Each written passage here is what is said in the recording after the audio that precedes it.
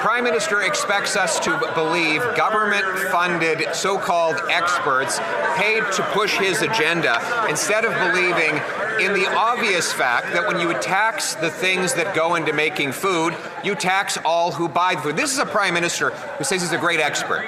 But he told CTV Nova Scotia that Canadians don't use steel anymore. Does he not acknowledge, does he not know that there is steel in farm tractors, farm combines, farm bins, and other farm equipment? And does he not think, for God's sakes, that those costs get passed on to consumers?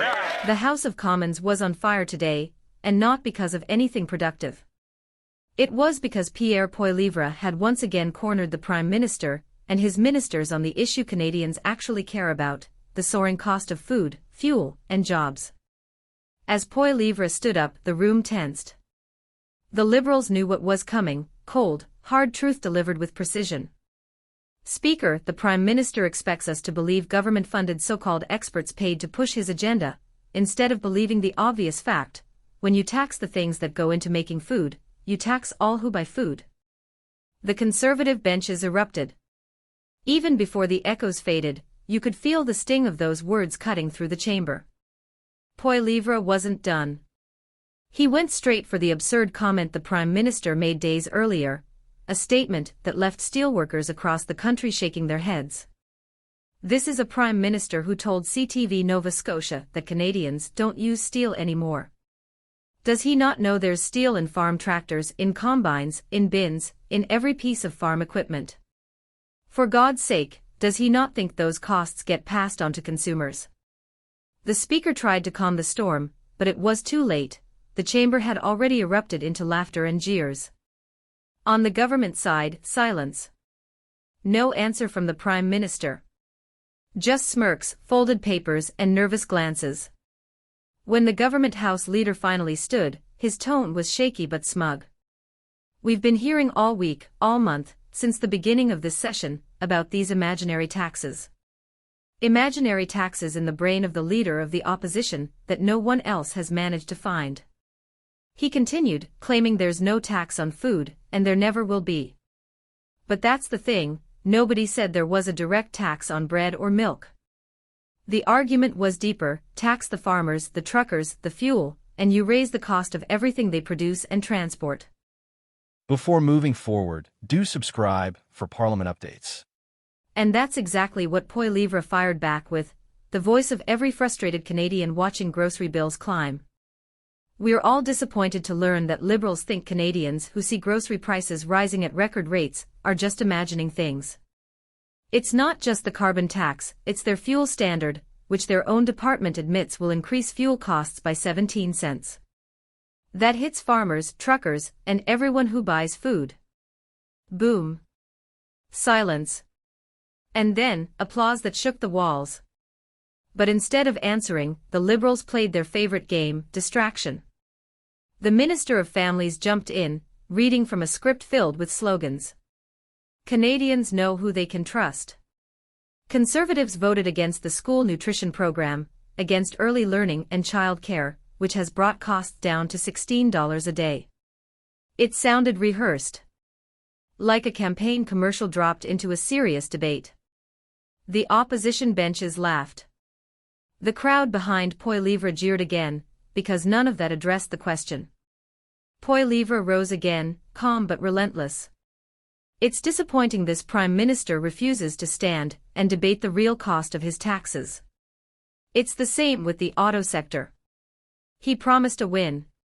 He promised a deal. Still no win. Still no deal. Elbows gone missing, and so are the jobs. That hit like a hammer. The mention of lost auto jobs in Quebec and Ontario brought the chamber to a boiling point.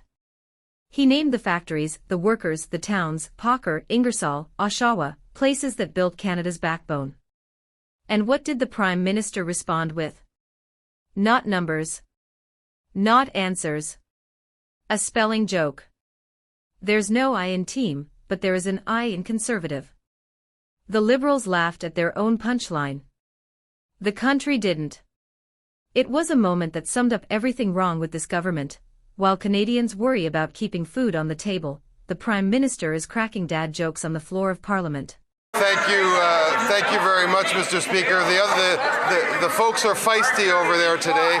What I will say is we've been hearing all week, all month, since the beginning of this session about these imaginary taxes.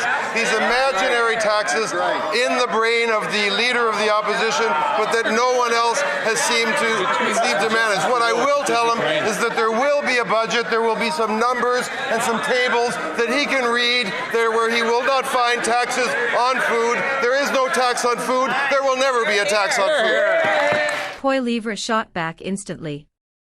The question was about jobs, and he responds with a spelling bee. This is the guy who said he'd have a deal by July 21st. His elbows have gone missing, and so have the jobs.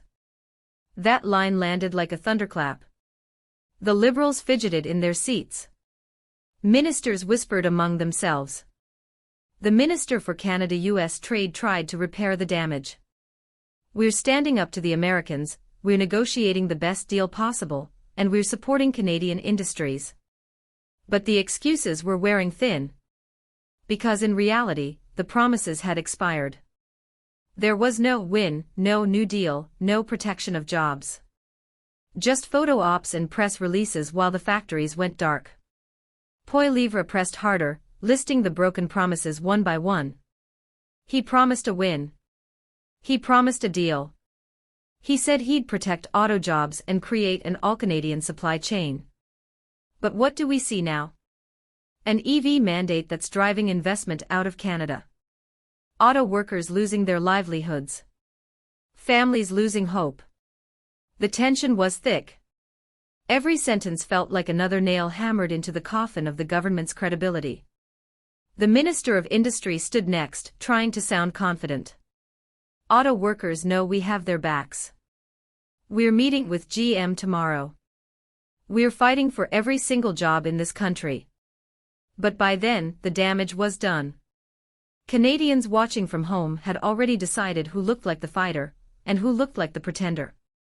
The debate that began with steel and taxes had now grown into something far bigger, a mirror reflecting Canada's political decay. On one side stood a Prime Minister armed with rehearsed lines, laughter, and denial. On the other stood Pierre Poilievre, armed with facts, frustration, and the voice of millions who can't afford another year of the same.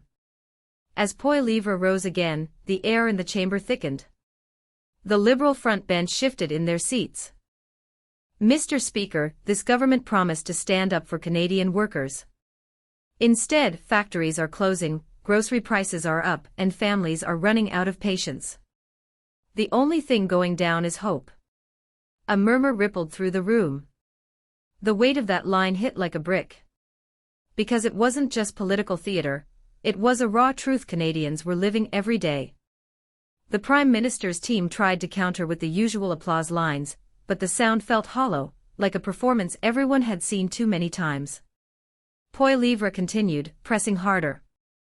This Prime Minister told Canadians that everything is fine, that these are imaginary taxes, imaginary costs, imaginary struggles. But tell that to the mother skipping meals to feed her kids. Tell that to the trucker who can't afford to fill his tank. Tell that to the auto worker who just lost his job because the government's so-called EV revolution left Canada behind. Every word was a blade. The cameras caught it, the faces of government MPs tightening, the uncomfortable glances, the forced smiles. And then came the moment no one expected. You promised a deal by July 21st. You missed it. You promised jobs would stay. They didn't. You said Canada would lead the future of manufacturing, but all we're leading in is losing. Will you finally admit, Mr. Speaker, that the Prime Minister's plan has failed? Silence. Total silence. The Prime Minister didn't rise. He sat, lips pressed, eyes down, waiting for someone else to take the hit. The Minister of Industry stood again, her voice cracking slightly. We will continue to fight for Canadian jobs. We are investing in clean technology. We are building the future. But it didn't matter. The chamber wasn't listening anymore. The country wasn't buying it anymore. Because everyone could see it, the disconnect between the slogans and the suffering, between the speeches and the reality. Mr. Speaker, it is really disappointed this Prime Minister refuses to stand up and debate the real cost of his taxes on Canadian food consumers. It's the same thing with the auto sector. He promised that he would negotiate a win. He promised to get a rapid deal. Still no win, still no deal. Elbows gone missing, and so are the jobs. Poilievre leaned forward, delivering the final blow. You're not fighting for Canadians, you're fighting to save yourselves. You tax their fuel, you tax their food, and then you dare call it imaginary. But the only thing imaginary is this Prime Minister's understanding of real life. Applause thundered across the opposition benches. Even a few quiet claps echoed from the gallery. The Liberals tried to drown it out, but the truth had already broken through. Because in every grocery store, every gas station, every closed factory, Canadians already know who's been fighting for them, and who's been fighting against them. The Speaker called for order. The Prime Minister still didn't rise. He sat frozen, letting his ministers speak for him. The team he bragged about moments earlier suddenly looked leaderless. The same Prime Minister who once promised better is always possible, now couldn't even stand and face the people he claimed to serve. Meanwhile, Poilievre stood tall, sleeves rolled, expression cold but controlled. He'd made his point. The truth was simple. Canadians didn't need another lecture from bureaucrats, or a pat on the head from elites who've never paid a farm bill or filled a diesel tank. They needed leadership that understood where the real pain was coming from, the taxes, the regulations, the endless arrogance. You can't keep blaming others, Mr. Speaker. You can't keep laughing when people are crying at the checkout counter. This government has lost touch. It's lost control. And soon, it will lose the confidence of Canadians. That was it. The mic drop moment. The Liberal front bench sat in silence, their smiles fading. The Prime Minister finally stood, but not to respond. He gathered his papers, whispered to a staffer, and walked out. A stunned quiet followed him out of the chamber. Poilievre turned slightly, glancing toward the camera, that look of calm confidence that tells a nation he's not finished yet. Mr. Speaker, there's no I in team, but there is an I in Conservative. There is a team, and there is a team in Liberal that can answer these questions. And this is what the Liberal team has accomplished. We have the best deal with the Americans of any country. We have the lowest tariff on our automobiles and trucks of any country, but we are not satisfied. That is why we are negotiating a new accord on steel, on aluminum, on energy, and on auto. And with that, the session ended. But outside Parliament, in the real world, on farms, in factories, in grocery aisles, the echoes of this debate were only just beginning to spread. Because Canadians aren't imagining it. The struggle is real. The anger is real. The desire for change is real. And the man who said it first, loud and clear, on the floor of Parliament, is now the one they're listening to. Canada debates.